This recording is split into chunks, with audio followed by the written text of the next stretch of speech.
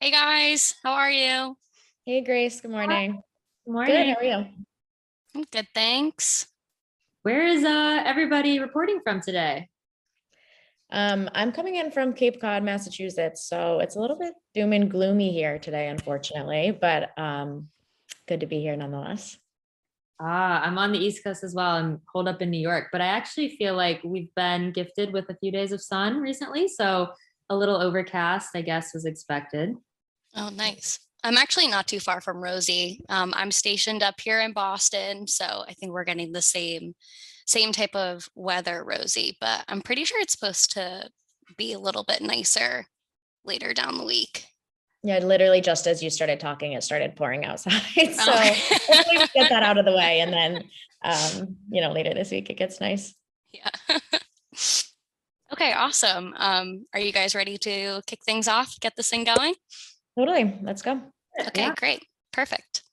Hi, everyone. Thank you for joining us today for today's webinar. Today, my team and I, we are going to be discussing what is next to come in the fashion industry in a post-COVID world. Here, we're going to be looking at some of our winners and some of our losers for the past year and a half, as well as seeds of opportunity for the future go forward. So I'm happy to introduce my colleagues today who will be joining us to share their expertise on our topic. So joining us, we have Rosie Wetzel, who is a retail strategist who works on our customer success team here at Edited, as well as Krista Corrigan, who is a retail analyst who is behind some of the incredible retail reports and blogs that we publish here at Edited. And finally, to introduce myself, my name is Grace Mellor, and I am also a retail strategist on the customer success team.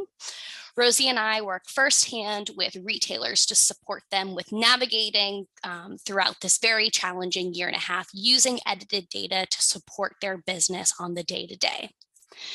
We will be discussing more about our roles and how Edited can empower retailers to embrace data to enhance their commercial and strategic decision making later on in the presentation. So for those of you who aren't familiar with Edited, we are a market intelligence platform where retailers can gain access to real-time market data, trend analysis, and research at the simple touch of a button. Having access to this data enables retailers and brands to make faster, data-backed decisions and better understand the competition with the global market. Whether this is through product colors, trends, and patterns, or through price point, discount, and communication strategies. I'm now going to pass it over to Krista, who will kick things off by going through what we are going to be discussing today. Thanks, Grace. So first on the agenda, we're going to dive into some numbers. So we're going to look at some of the damage. I think we've talked at length about COVID, but we're going to look at some of the damage that COVID left on the mass and luxury industries in particular, and some really pivotal shifts that we noticed as a result. And so a lot of that lies within, buying behavior from the consumers. And then we'll briefly talk about the importance of retail market intelligence and where Edited comes into play to help out. Then after that, we're going to take a deep dive into some what we call comeback categories that have performed well this year coming out of lockdowns and as vaccines roll out, and really what lessons retailers can learn from that. And then moving on to a bit of a more forward-thinking approach, we will cover some newer categories and verticals to consider, really that are showing some promise in the industry and where we feel like new investors in the category could really focus on. After that, we're going to wrap up with some untapped opportunities that Edited and that we have identified as growing interest in consumer groups that retailers really should have on their radar in the next few years. These are categories that are really poised to see significant growth. And then finally, we'll wrap up with some key takeaways from our discussion today and highlight any additional available resources that our listeners should be aware of. All right, so diving into the numbers a little bit. And the first, is not necessarily the most fun to talk about, but I think we'd be remiss if we didn't touch a little bit on the financial hardships that so many retailers fell upon within COVID. I think as stores closed, it became a really difficult challenge to figure out how to sell product. A lot of retailers were left with these huge physical store formats, and then so much product, but really not knowing what to do with it. So we saw, retailers like Neiman Marcus, JCPenney, Belk, some of these big department stores, particularly in the US when stores were closed, and really trying to figure out how to pivot their assortment. So according to the Fashion Law publication, there was 27 bankruptcies about in the last 14 months or so, from April 2020 to June 2021. So, that was, I think, a difficult thing to navigate. But again, we saw a lot of retailers pivoting their strategies, and I think it probably exposed, e-commerce and digital platforms, and are those up to par, and are those where retailers hope that they would be as some of these consumers' buying habits shifted. I know I, particularly wasn't a huge online shopper before this. Did you guys particularly notice any of your buying habits or shopping habits shift as a result of COVID? Yeah, I mean, for me, there's the obvious fact that I was shopping online only, as all of us really were. To be honest with you, I think my online shopping habits kind of remained fairly consistent in that they pretty much took the form of like bored scrolling through Instagram and then impulsively purchasing like a matching sweatsuit or something. And then while I was on the site, like dropping in a bucket hat to my basket just because it felt good to have all these things coming in the mail. So my online shopping strategies themselves weren't necessarily that different. But the biggest difference obviously is that whereas kind of a department store or multi-brand retailer I could stop at between the subway and home in my normal life pre-COVID, as we all know, that kind of convenience of a department store or multi-brand retailer doesn't really translate as well to online. So I definitely was not shopping as much those brands. And I think what's interesting is that pre-pandemic, obviously, we were already kind of on the edge of our seats as to how department stores would fare in this kind of internet age in the next decade or so. Obviously, that's not really a fear that's new to the pandemic. But now we've basically sort of hit fast forward on that whole process. So we're really right here kind of watching that future unfold and really asking who makes it and who doesn't. And how, for those that do make it, how are they doing that? Yeah, definitely. I think, that's a great point you bring up. And we've talked a little bit already about the department store format and how does that translate in, this next normal, so to speak.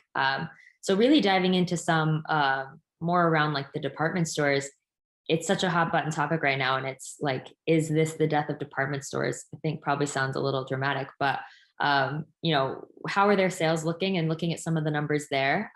So MasterCard has a spending pulse that tracks essentially like sales data over time, and department store sales actually increased 202% in April compared to the same time last year. And then that was up 10% from 2019. I think you'll see a lot of comparisons to 2019 as it was maybe the last quote unquote normal year that we had.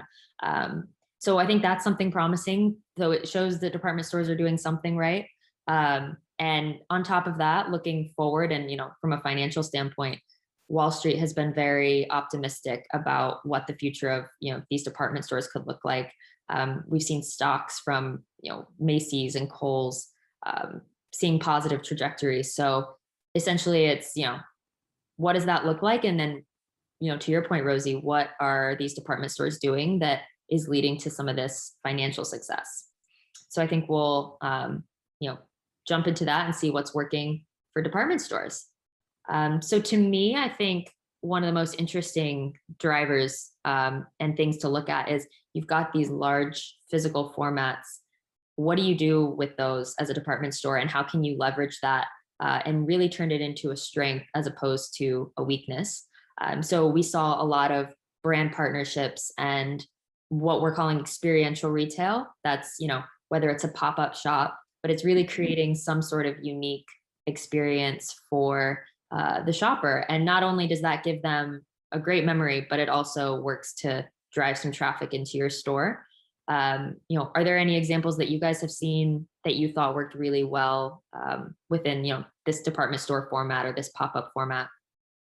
Yeah, two that really stand out to me, I think, that we've talked about recently here at Edited are Selfridges and SoulCycle, and then Nordstrom and Tonal, which, is branded as the world's most intelligent home gym that kind of blew up in the past year or so. And what I think is interesting about these is that we're sort of seeing this distinctly post-COVID retail experience. So again, kind of with the threat to department stores that we already knew about pre-COVID, experiential retail was also a space that we were already kind of dipping our toes into pre-pandemic. So Macy's had Story, stores within stores were kind of already things, brick and mortar sort of pop-up stores that didn't really carry any inventory. All of these were kind of coming onto the scene pre-pandemic. But what's interesting to me about these two kind of collaborative experiential retail sort of designs is that they're really kind of capitalizing on a specific boom that happened during the pandemic. So they're really kind of capitalizing on the experiences and products that sort of reigned supreme over the past year. So I think department stores that haven't really historically been winning in this sort of exercise fitness equipment boom are sort of able to take that experience right now and find ways to benefit from the fitness hype that sort of came off the back end of the pandemic. Yeah, I think that's a fantastic point. The sports and fitness industry has seen insane growth, over the last year and a half. And I think technology fits in so well with that. So, we talk about experiences, and we saw Dick's Sporting Goods recently open what they've called House of Sport locations. So you can, run on the track, or you can go into the batting cages, and they're really leveraging technology in a different way to give a consumer like a great experience when they're shopping. So I think that's something interesting. And then another, talking about technology and innovation, QR codes, like who would have thought that we would be where we are right now with the use of QR codes? I don't even know if I would have necessarily known how to use one 2 years ago. And then now you go to a restaurant and it's the first thing that you pull out your phone and you scan to see the menu. So, we're seeing other retailers leverage this technology to make the shopping experience much more seamless. We saw Kohl's, they've got Kohl's Pay, which loads pretty much all of your offers and Kohl's Cash onto a QR code for you to use. Very easy, very seamless.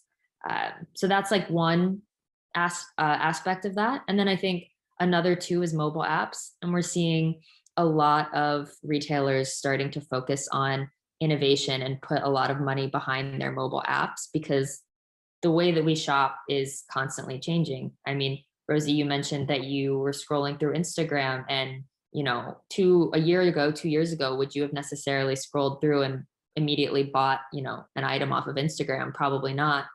But now, as technology evolves, we're seeing a much bigger focus on the mobile app side of it and, shopping via phone, which kind of leads me into my last point here around successful strategies and looking at the way consumers shop and how that's changing.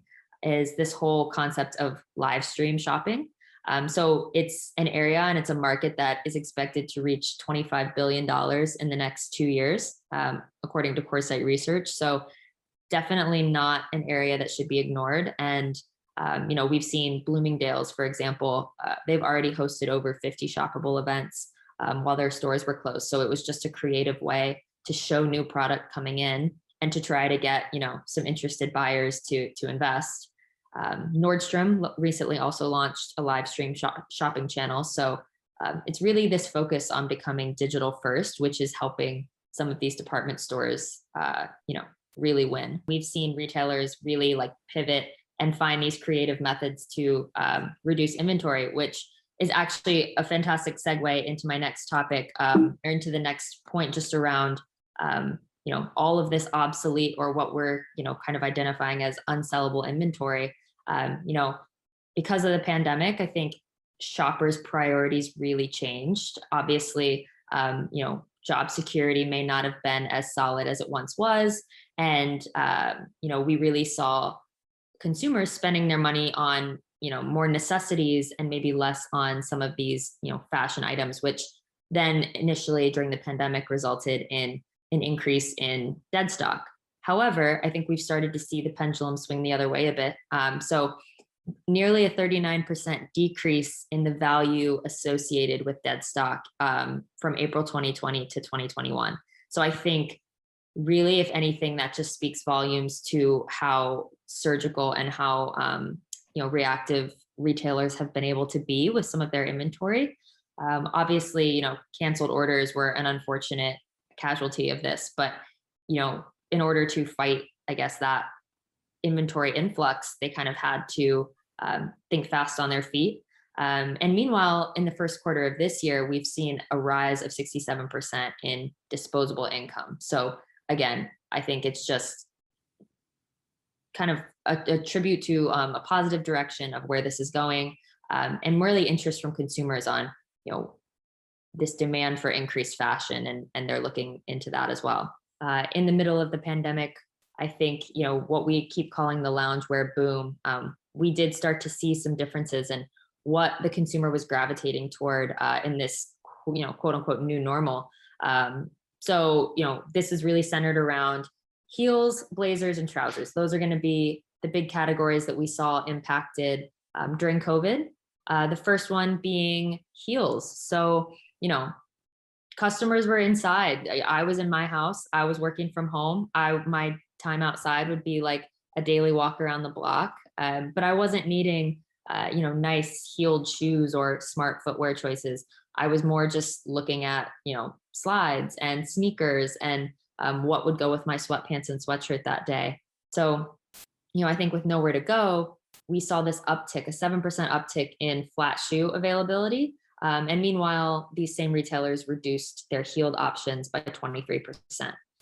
So, looking at those and looking at how, that kind of formulated. And then now I think we're starting to see it come back a little bit the other way. So if you look today at, the smart heeled options, think loafers, think mules. If you look at some of those, then we're seeing the opposite, where the prices that are coming in of new arrivals are higher. And I think that just points to a positive trend direction around discounting and retailers feeling like, maybe these footwear styles finally have some legs again, which we're going to talk about a little bit later in the presentation. But I just think it's something interesting to observe, and how consumer preference has shifted so drastically over the past year and a half. And then the second one that I think, we talked about, and I've mentioned the loungewear boom, but really lounge styles emerged victorious. And I think you saw even retailers who historically have specialized maybe in workwear attire or, some other specific category, dress shirts, dresses, they were really scrambling. It's like, how do we service this new demand for loungewear, and how can we get in on the, get our piece of the pie? So in the same vein where we saw a reduction in trousers and blazers, which, formerly you would have worn to work, we saw this huge increase, double digits, in hoodies and sweatpants. So, the consumer was really itching and vying toward something comfortable, which ties into this whole idea. And I think it is just really funny that we saw the concept of Zoom dressing, which was never in any of our vocabularies before. But it's, how do I look presentable on top, and, wear something if I have a call or a meeting for work, but I still want to be comfortable. If I'm sitting around at home, I don't necessarily need to wear slacks or a skirt. I can, what can I put on the bottom that's not, maybe so dressed up? So I think, tying a little bit back to the previous slide, it'll be really interesting to see, moving forward, if we start seeing some similar trends happening with like apparel and loungewear, and moving more into like the workwear pieces again, and if that pendulum is going to kind of come back and swing the other way. Yeah, to that point, Krista, I actually work with a lot of menswear customers specifically here at Edited. And what's interesting right now with this sort of loungewear boom and coming off the back end of this, is that as we're beginning to see things kind of tentatively regulate, or at least kind of start to move in that direction, a lot of menswear customers right now I'm seeing come to Edited specifically, kind of really looking for how to invest in and plan those more secure and balanced assortments going forward. So obviously we're experiencing and observing this kind of pendulum swing between workwear and loungewear assortments, but pendulum swings are not really, solid footing on which to run a business, obviously. Especially for retailers that work a little bit further out. So obviously, last year was kind of sweatpants, sweatshirts were the name of the game. And a lot of my customers that were originally kind of heritage workwear, suiting wear, tailored customers did try their hand in that space and really invested in sort of these strong loungewear, activewear assortments. But now coming off the back end of that, they're really trying to figure out what does that balanced assortment look like moving forward. So how do they kind of maintain their market share now in both places? And also, how do they capitalize on this potential overlap area in between? So rather, again, than having this kind of pendulum swinging sort of bet taking, how do they invest in pieces and parts of their assortment that are kind of satisfying that space in between the loungewear and workwear, sort of this new hybrid category that we're seeing emerge? And what we've seen on the runway, obviously, especially in menswear, kind of suiting workwear, is these, relaxed, more casual silhouettes and that kind of thing. But a lot of customers are really trying to understand how that translates in a more commercial sense. So what are those, kind of basic household lifestyle pieces to invest in that satisfy both of those kind of categories, which really just goes to show how important making sure that you're keeping a pulse on what that data looks like, what those new arrivals look like in that kind of in-between assortment, and how your competitors are balancing their assortment, where the market is really shifting, if at all. Absolutely. Yeah. I mean, it's a balancing act. You mentioned, how do you not overreact to something and put your business in a really good position to, be able to service whatever scenario comes. So I think it really just emphasizes the importance of data, especially in today's world, in today's market. So as digital continues to become more important and help us make decisions, I think it's more important than ever in today's market to leverage that data and use it to help make decisions. And so I think that's where Edited can come in and provide help. So, Rosie, you touched a little bit about some menswear customers that you work with. So I think it would be really helpful too to go through and highlight our roles within Edited and specifically, what we're doing to help retailers during this challenging time. So I am an analyst on the Analyst team, and our primary goal and job is to build these reports, digestible reports, easy to read, but that really provide you with the information that you need to know. So a lot of us have previous experience within the retail industry, so we're able to take knowledge from that sector and then, leverage Edited's data to create these reports for our app users. So this could be anything from a weekly Monday guide that you might use in a Monday trade meeting. It could be something on an ad hoc trend or subculture that is bubbling up and we feel is very important for our retailers and our customers to know, to be aware of and to know what's going on. But I think, with how quickly these trends move and social media and the internet, it's so important to stay on the pulse of that and try to react as fast as you can, because as soon as it, kind of starts, then it could be over. And then another big focus for our team is really around sustainability, diversity, and inclusion. I think these are all huge areas that retailers really need to focus on. We're not only seeing consumers seek this out and want to, buy from brands that focus on this, but they're almost demanding it now. It's, become table stakes in a way to be a socially responsible brand and to have, maybe a bigger meaning behind what you're doing, which feeds into this whole idea of the kindness economy too, that we saw, especially throughout COVID, and purchases that maybe go toward helping somebody or toward a good cause. So I think, retailers can't really ignore those areas anymore. So it's become even more important that they focus on it. So that's a little bit about what I do, but I know Rosie and Grace, you guys get to be a little bit more on the front lines and working a little bit closer with the customers. Can you talk a little bit about that? Yeah, absolutely. So as Krista mentioned, the reports that her team comes out with are really a fantastic way to, keep a pulse on what's happening in the industry and get those sort of prepackaged insights, roundups, trend recaps about what's happening in retail. And obviously, it's really crucial to have that understanding of what's going on in the market that you operate within. That being said, all of that information really is only useful insofar as you are able to apply it to those decisions that you and your team are making on a day-to-day basis about your own specific business.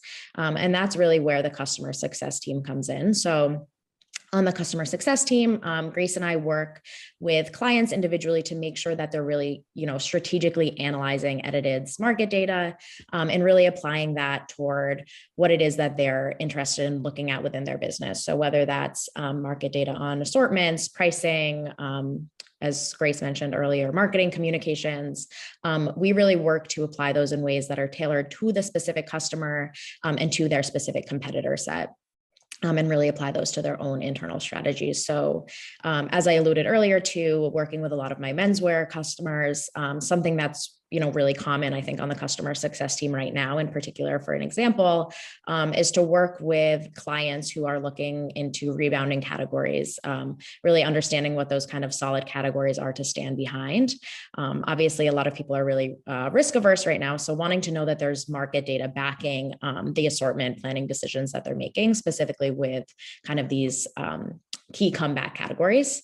And that's something that Edited's market data can really help with. So that's where Grace and I will come in and really try to, work with the customer to make sure that they're applying that data correctly and strategically. Yeah, that's so important. So I think you had talked about, these rebounding categories and what we've kind of branded in this presentation specifically as the comeback categories. So we covered a little bit about, during COVID, what's with some unexpected results, which categories flourished during the pandemic and what were consumers seeking. And now that we're, vaccines are rolling out and lockdowns are, people are coming out of lockdowns, I think it's important to look at some categories that are faring well. I don't want to say post-COVID, I just want to, talk about more recently as a result. So we're going to focus on two areas specifically, but the first one that I want to talk about is swimwear. I think this one was probably one of the hardest hit last year, unless you lived on a lake or a beach maybe and had your own area to go to, within lockdown. Nobody was really purchasing swimwear. There wasn't a holiday to go on. So, this category, while retailers had all of this stock, they didn't really have anything to do with it. So looking at arrivals, and this is the first 4 months of the year, so from January to April, and you can see here in this graphic, 2021 is in the orange. So the purple being last year really started off strong. We saw arrivals ramping up. And then as COVID kind of took hold, it really took a nosedive. So retailers were trying to figure out how to cancel orders, how to stop new products from coming in. And we saw, a really big pullback in swimwear availability. So then this year, we're almost seeing the opposite. So arrivals started maybe a little bit down to last year and even 2 years ago because we had so much surplus inventory. But as assortments are being right-sized, we're now seeing, this big focus and this increase again in arrivals. So that is something that's exciting. We've seen arrivals up 7% and sellouts up 34% with a reduction on discounting. So I think all of those are positive things to note. We also noticed a 13% increase and 26% increase in the UK, 13% in the US, pardon me, in first track prices, meaning consumers and retailers are bringing in products at a little bit more expensive of a price, which means that they are very optimistic about, what that's going to look like. But again, I think it's undoubtedly arrivals took a very big blow last year. So I'm excited to see in 2021 where the swimwear market goes. But, regardless, consumers are looking for an escape. So, what are they looking to? What are the trends that they're focusing on within swimwear? So just quickly, the color palettes, I think, we always kind of go back and forth between, is it tie-dye? Is it, what's the big pattern? But we're really seeing solid colors resonate. And specifically, obviously your core shades of black and white are most popular, but even bright colors like blue, green, and pink are seeing a huge uptick, which feeds into this idea, we have this concept of dopamine dressing, of wearing these bright colors to evoke feelings of happiness or make you feel good. And so we're seeing that trickle into swimwear. And then another, trend that we've seen in apparel, specifically women's wear, that we're also seeing coming into swimwear is the whole concept of sexy dressing and this return to, we want to go out, we want to feel good.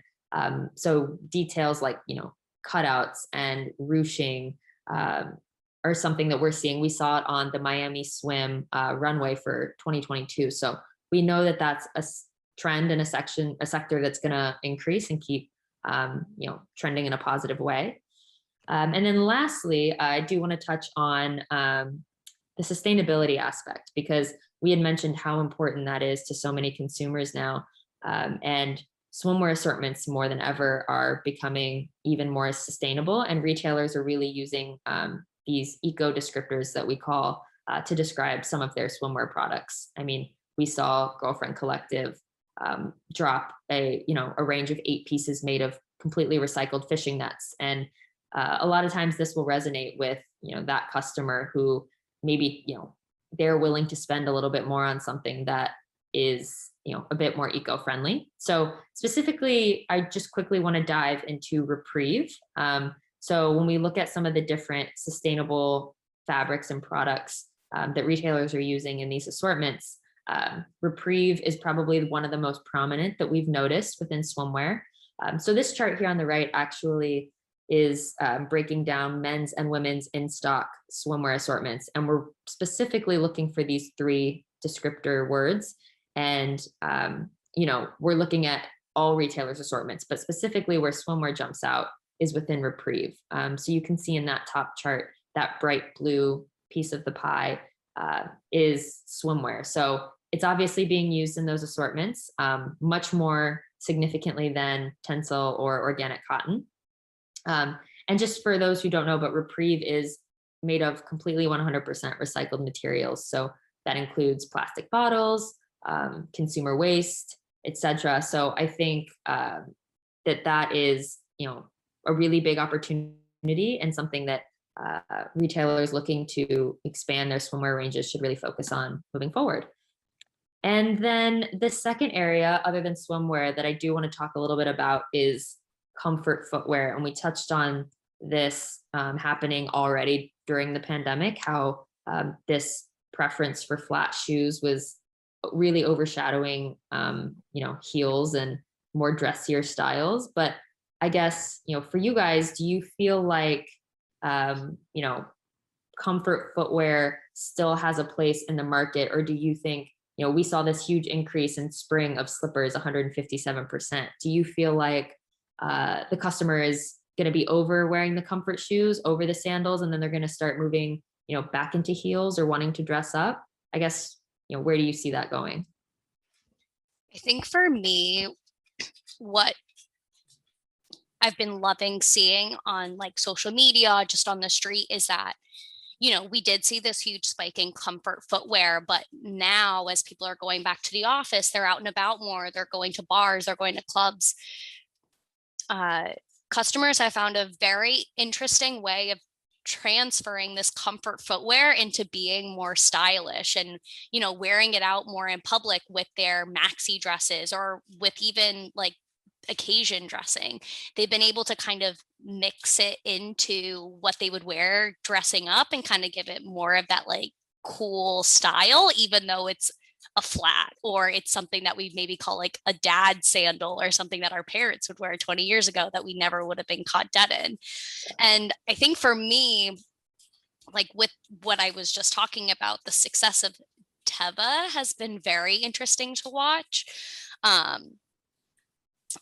They have kind of become like the best of both worlds in that sort of sense, where they are a comfort sandal. They are something that you can wear hiking. They're something that you can wear if you're having a long walk around the city, but there are influencers and there are people that are pairing them with socks, or they're pairing them with their maxi dresses or their occasion dressing, like I've been saying, and they're wearing them literally from hiking early in the morning to going out to dinner later at night, just depending on really how they're styling them. And they've really been able to attain this growth and attention, I think, across a wide variety of customers, like from people like from our age group to our parents, because they've really been branding themselves into all types of markets, specifically the millennial market. And I think they've seen great success in this because they've really expanded themselves into each of those markets however they see fit. So they're not only selling via their D2C and, at the traditional stores like REI, but you can also buy Tevas at Anthropology now, and Urban Outfitters and Madewell, and, stores that, you and I shop at every day, where, my mom's going to REI every day. And I think on top of this, they've also been able to capitalize on the success that we've seen in terms of athletic and outdoor dressing within the past year and a half. So not only loungewear and, people wearing leggings, but also just people wearing hiking pants and like the Outdoor Voices athletic dress with biker shorts underneath it, for example. So now I think it's going to be very interesting to watch to see how Teva both stays relevant on this trend in the space where competitors are now starting to kind of inch their way into this market as well, with coming out with very similar styles of sandals, and also like through their marketing and all that kind of stuff, like they are, styling them as well in that sense, where they can literally go from hiking to dinner with just this one shoe.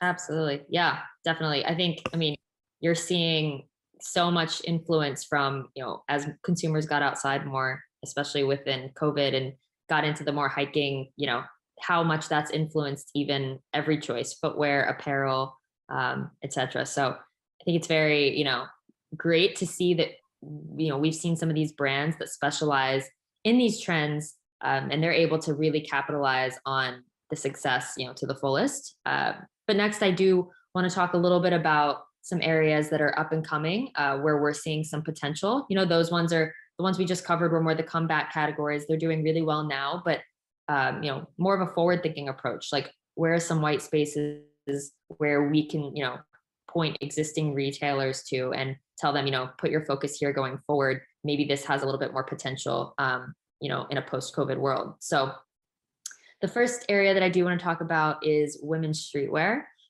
So this graph specifically on the left looks at women's streetwear arrivals in the luxury market. And, a lot of times streetwear and luxury are synonymous. You've got, the designers that get involved with the streetwear brands like the Virgil Abloh and his Off-White label. But you also then have, these high price points, which typically go hand in hand with the luxury market.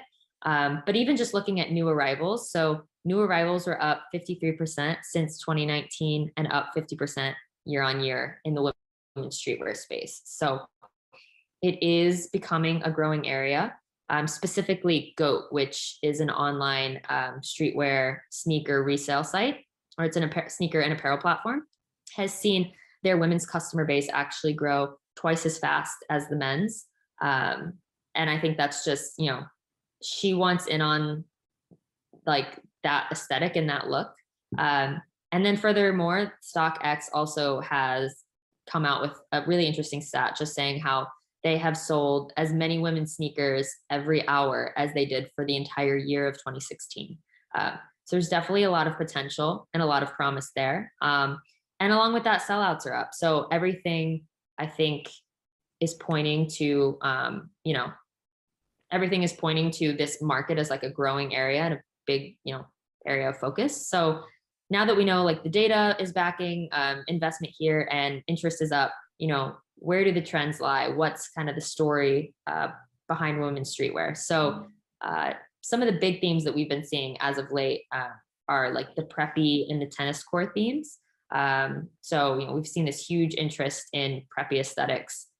We've also seen, going alongside the loungewear boom, this need for wide leg pants or relaxed pants, which kind of feed those comfort stories.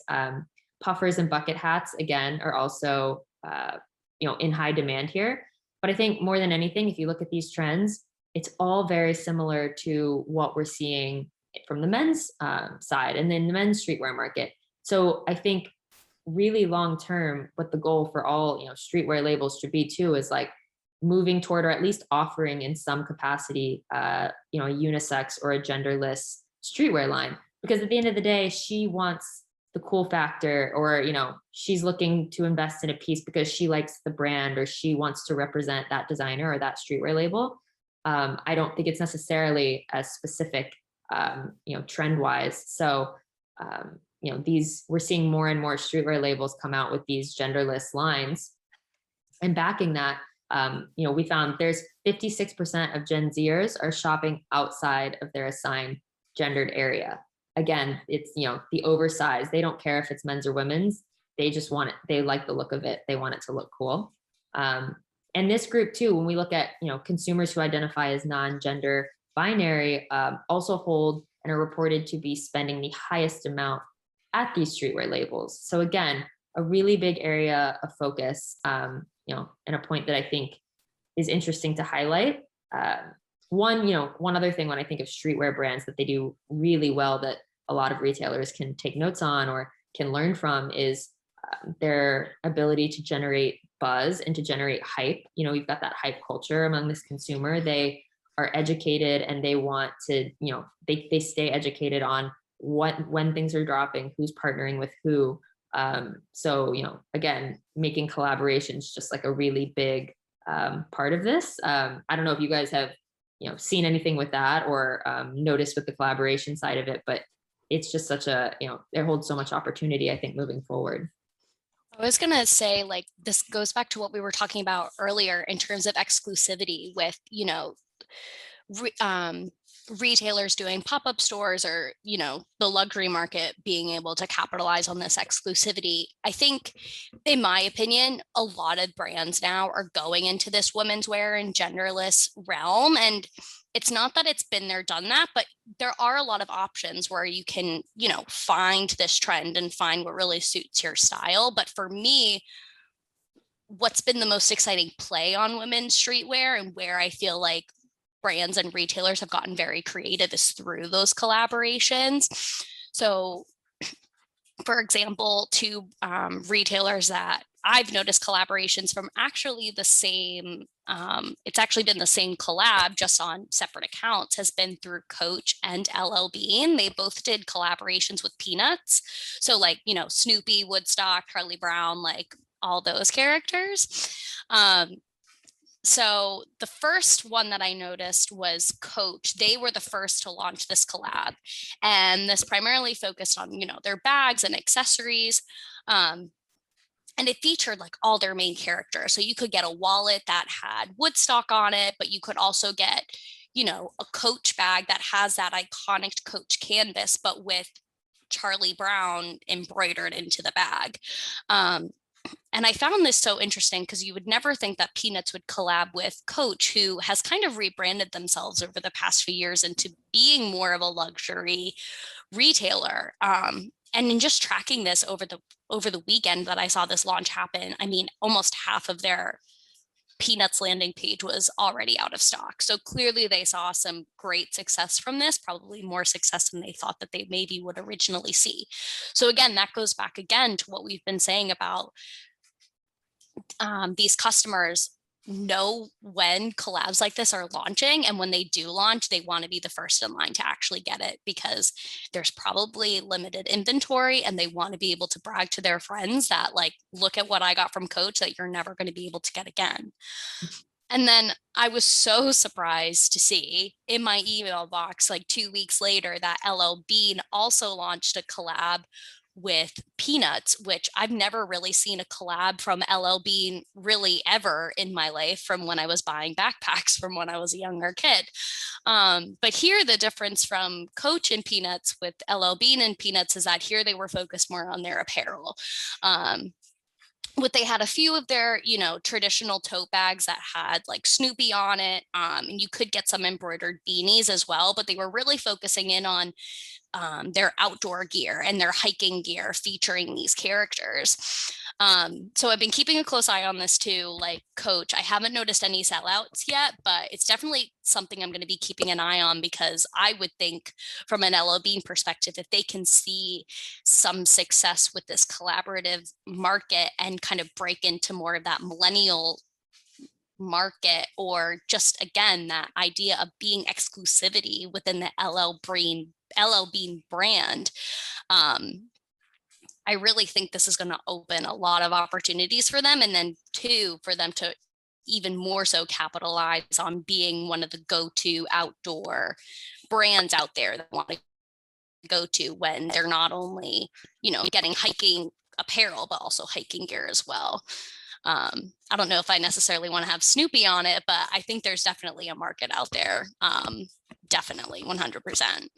Yeah, both Grace and Krista. Also, I think that things that both of you said is kind of pointing to this idea that collabs are really this easy entry point for brands whose DNA isn't necessarily, synonymous with the streetwear kind of explosion. So there's a lot of observations, right, across the whole market where having this kind of iconic and recognizable collab is sort of an easy way to try your hand in that space and sort of get your name or some footing in that space. So another example that I've noticed over the past year that I think really points to this is this kind of ubiquity of Basquiat imagery in apparel assortments, accessory assortments, shoe assortments, like kind of, really all across the board. So obviously this isn't really necessarily a direct collab, but I do think that this kind of imagery really had the appeal of kind of helping these brands to enter this, graffiti graphic streetwear space with something like imagery from a well-known artist, right? So I also think something that's, recognizable in that way kind of is in alignment with the way that this streetwear space recognize or operates, right? So it's kind of propelled by these really recognizable images, cult icons, things that are really can, explode on TikTok, that kind of thing. So the challenge now, I think, for these brands, and Grace, you sort of touched on this with those two, with the LL Bean email coming just 2 weeks after the Coach email, is locating this positioning where you're really able to capitalize on something that's really recognizable and has that potential to have that kind of cult status while not risking dilution. So for this Basquiat example, for example, just to name a few, Doc Martens, Coach, Comme des Garçons, Nike, Alice and Olivia, a bunch of other brands as well have sort of entered this Basquiat cult item space. And while we did see on Edited's data a spike in new arrivals last fall, we have recently seen from Edited data a spike in discount on Basquiat product. So really kind of the challenge, I think, is finding that sweet spot with something that can have that sort of cult status, but is also not necessarily going to become so ubiquitous that then your brand collab is diluted. So I think that's kind of, an up and coming challenge for this space as well. Yeah, definitely. I think it's so interesting to look at when we talk about collaborations, how different, neither Coach or LL Bean are really streetwear brands, but how they have taken some lessons and pages out of, streetwear tactics and applied it to their own models and how well it works. And on that same page, like Coach and LL Bean could not be more different of brands in the first place, but it works for both. So I think that's, a very promising space.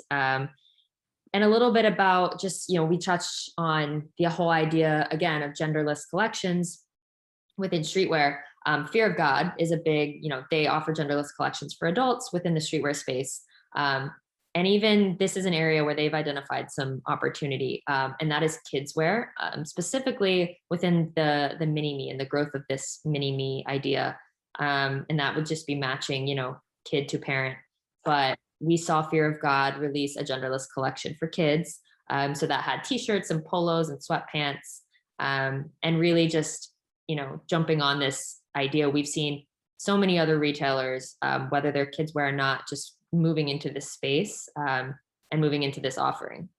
Yeah, a good example that I see on this slide actually is Fashion Nova with their Mommy and Me drop down, which actually links to a lot of the products or their Instagram products that are really commonly featured on their Instagram actually link to this area of their site. So something, we saw over the past few years is when the co-ord set matching sets then became integrated into, navigation bars for categories. Now we're beginning to see Fashion Nova incorporate Mommy and Me into their navigation bar. So that really just points to how kind of robust the opportunities are in this market as well to have that real estate on their site. I was just going to say the fact that they're willing to dedicate that space to specifically Mommy and Me on a retailer who is all online must mean something pretty significant. So actually just, diving into what the assortments then look like for a Fashion Nova, for example, who is more of like a fashion retailer, what does their assortment look like compared to maybe a traditional kidswear range? So we're going to break down, just two specific retailers. So we picked Fashion Nova and The Children's Place. And just, we were really curious to see investment in those areas. Like, what are these two retailers who have such different approaches? What are they focusing on when they invest in kidswear? So I think, to me, unsurprisingly, when you look at the children's place, which is the pie on the right, tops and bottoms were really the majority, over 60% of items that they were stocking in their ranges. But then when you look again at Fashion Nova, tops was pretty significant. And I think it was a much more even breakdown within Fashion Nova. But one area that really stood out is product sets. So really recognizing the idea of, if I bundle a top and bottom and maybe a headband, if I bundle a few items together, I can really maximize not only outfit, head to toe, but I can also maximize my margins, maybe charge a little bit more of like a better cost, but the consumer is also getting a better deal by buying it all together. So product sets were really huge for Fashion Nova. And then just kind of identifying a quick, opportunity coming up, but I think sleepwear specifically for mommy and me is huge. And we saw, we didn't see too much sleepwear within Fashion Nova, but again, I think some of these retailers, as you look forward to the holidays and the idea of family pajamas and these Christmas cards and taking these cute photos for social media, it's, the whole family matches. So there's definitely some opportunity moving forward there. And then one other area that I think, we'd be remiss not to talk about is the homeware industry. I mean, we see Zara, H&M, and some of these like fast fashion retailers all having homeware lines.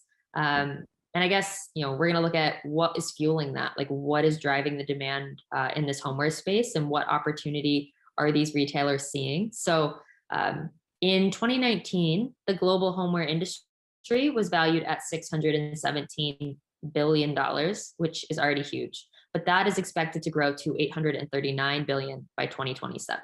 So, that's not crazy far away. And there's so much financial potential that lies in this area.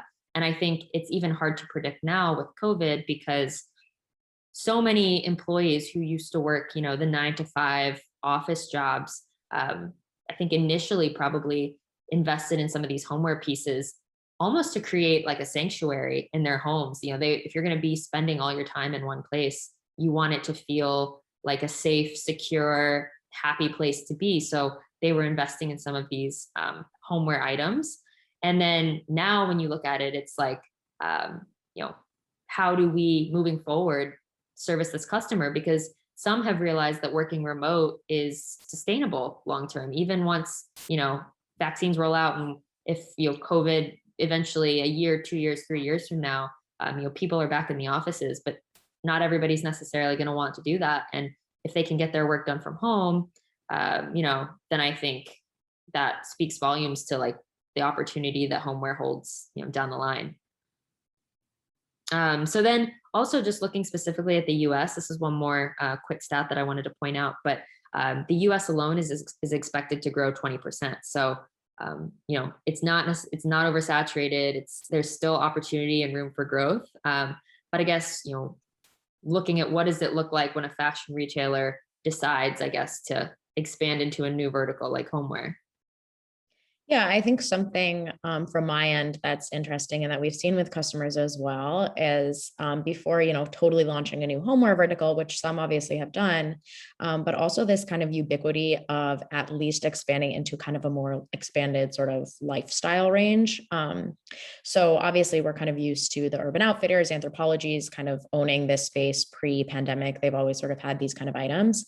Now this is a little bit more ubiquitous within those more fashion oriented or fast fashion retailers. So now it's kind of like, if you're a fashion retailer, but you don't have like a squiggly candle or, an acrylic puzzle or, I don't know, like a cheeky Jonathan Adler inspired pillow or something, if you're not offering kind of those nods to this new hybrid lifestyle, at this point, it's almost like, what are you doing if that's not within your assortment?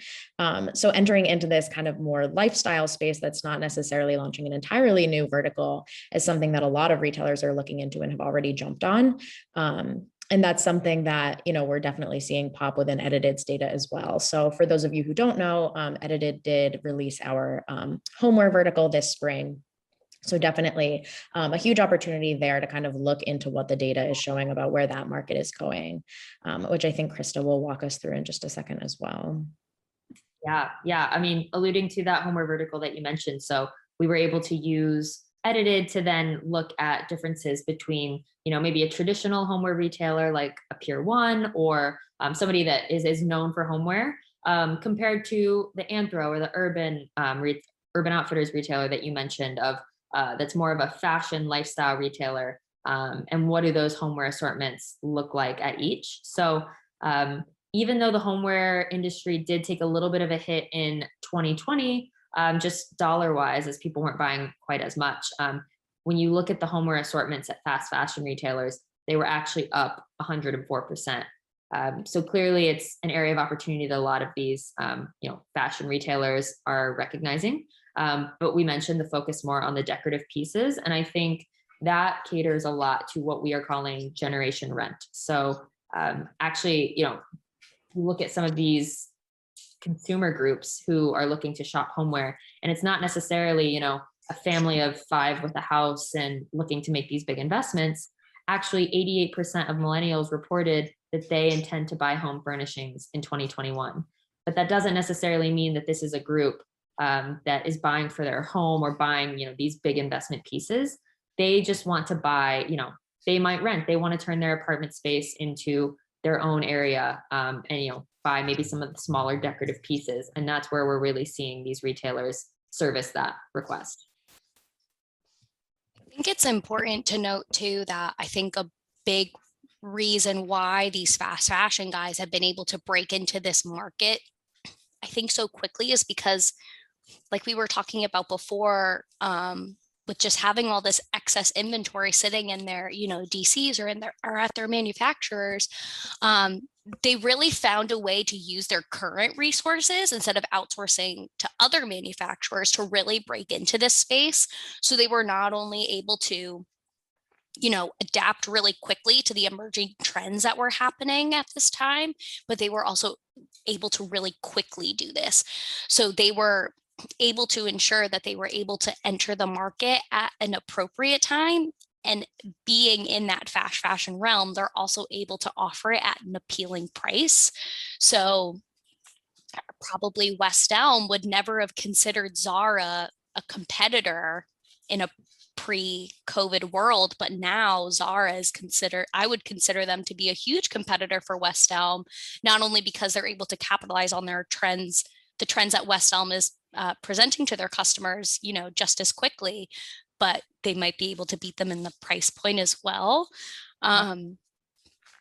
So it's been very interesting for me just to witness just how fast they've been able to, just like in their apparel worlds, be able to react to what they're seeing on Instagram, what the customers are seeing on TikTok, what it is that the customer actually wants in almost just as quick of a way as they do in the apparel world in these home accessories. Because to your point, the customer, whether they're renting, whether they're work from home, they get bored really easily and they want to change up their desk. They want to change their bedspread just as often as they change their clothing wardrobe.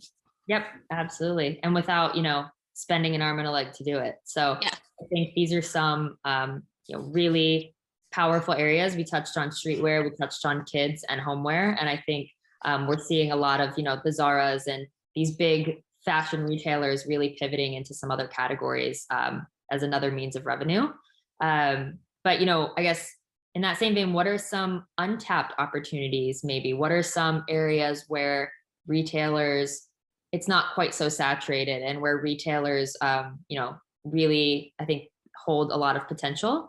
So there's 2 specifically that I want to touch on. And Edited actually has some really robust and great reports on both of these topics. So they're definitely great to check out, and they hold a lot more information in there and some data. But I think one of, a very kind of hot button topic right now is this whole idea of like modest fashion and modest wear. So halal beauty and modest fashion have, showed a ton of resilience in the face of COVID. And Muslim spending in particular is set to grow about 8% year on year following a post-pandemic rebound. So definitely a lot of real estate here to be had. And this group, who is known as Generation M. So Generation M is the middle class Muslim millennial consumer. And they are actually forecasted to triple to 900 million by 2030, I believe, 900 million consumers. So it's a very fast growing group. And they want to push the boundaries, and they don't want the, boring black clothing. They are looking into some other trends and looking for something new and exciting. I think one thing important to note about this demographic is they are very proud of their faith, but they are also trying to reframe the narrative a little bit. Traditional dress and modest wear is not mutually exclusive from sexy or chic dressing. You can still, feel good in it and make it, your own. So this segment is worth around $44 billion annually. So again, like I mentioned, a lot of promise here. And brands that are really, vying for this group's attention, things that they should be focusing on too are sustainability and renewability. Those are core elements at the center of halal. So ethical and environmentally fashion should absolutely be a big focus here for brands looking to move into this space. We did some really cool color analysis within the report just around the growth of these playful shades like pinks and reds. And you see more of a departure from the traditional black, which is still dominant in the space, don't get me wrong, but it's very compelling to see the data and see within the color wheels how much those are growing year over year. So we've seen a lot of mass market collaborations, and Nordstrom launched a hijab line. So we're seeing some retailers already start to invest, but I think we've just kind of hit the tip of the iceberg with that. And then the second one that I quickly just want to touch on is pet wear. And I think it's just, to me, the cutest, most fascinating kind of area. I don't know if you guys, so I've never actually had a pet, which is why I absolutely just love looking at some of these pictures, because I'm always wondering if I would have dressed my pet up like I absolutely think I would have. Do you guys have any pets that in the past that you would invest in here? I have a cat. His name is Franklin. He's my tried and true. He's a really big cat, so I've never gone as far as to, I think, investing in a sweater, just because I don't know if it would actually properly fit him. But my new favorite accessory that I do have for him that my parents bought me is like a collar. So it looks like he's actually wearing like a man, like occasion wear. I don't know, even though it's flannel. But it's always fun, I think, especially too, just like being bored around the house, and pets are even more dependable now than they were in a pre-COVID world.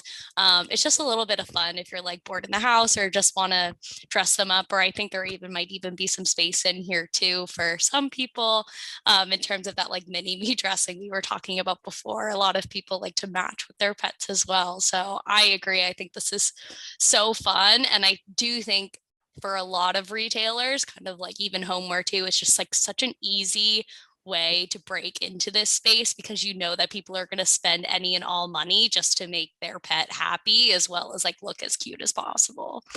Yeah. Well, you mentioned during the pandemic, we saw so many people going out, and when they're spending all their time at home, you get lonely, you're in the house, you're bored, you want something to do, someone to play with. So we saw this huge uptick in the people getting dogs and cats and pets.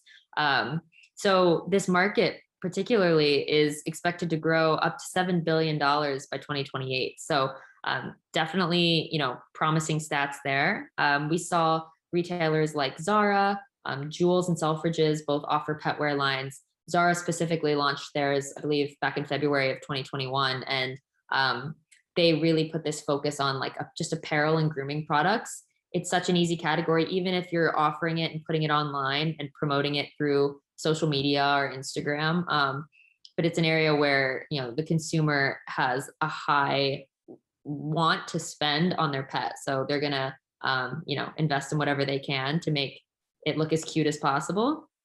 And again, within the report, we talk about all the opportunities where you can promote and push pet wear to have it be as successful as possible. So again, I think that's one other area that holds a lot of promise, and the retailers definitely shouldn't sleep on moving forward.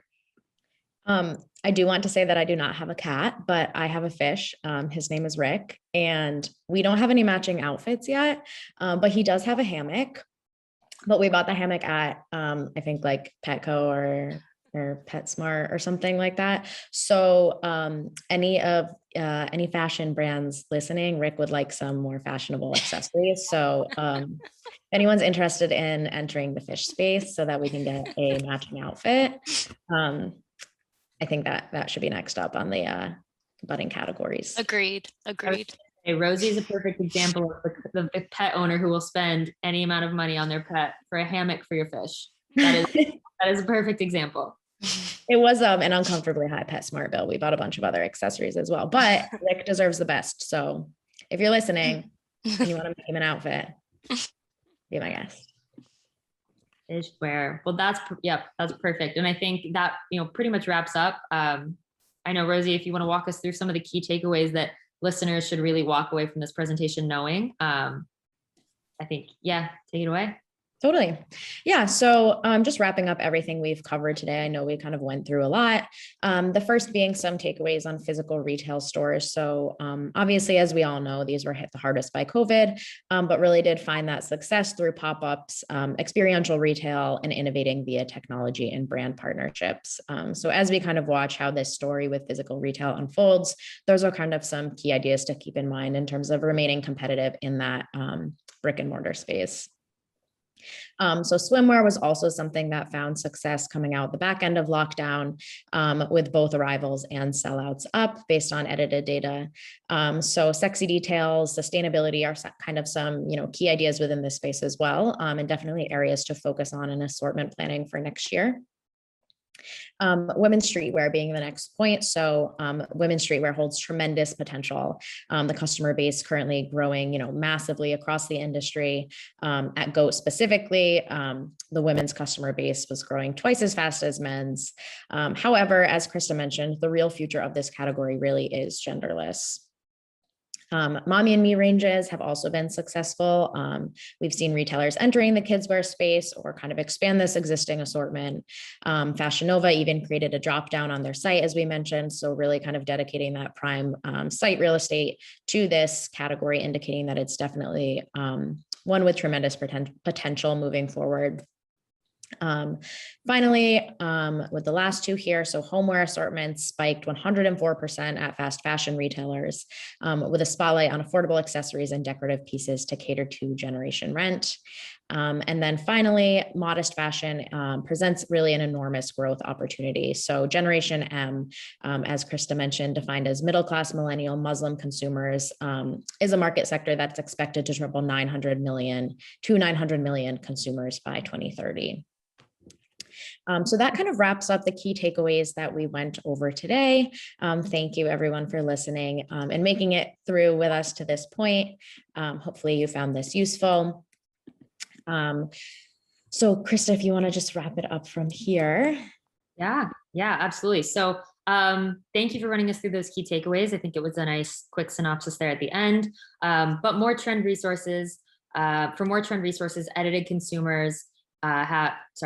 customers have access to all of our runway and retail reports, including men's, women's, trend overviews. Like I mentioned, when we were covering our roles, we also cover a lot of like Monday meeting things, weekly trending articles, and just ad hoc pop culture moments that you need to be aware of. So that's available to everyone on our edited.com blog.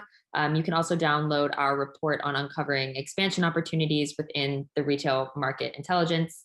And listen to our latest podcast on the psychology of fashion and how it impacts consumer behavior. Thank you guys all so much for listening. And if you have any questions, please send us an email at hello@edited.com. Thanks, guys. Thanks, everyone. For joining. Thanks, guys.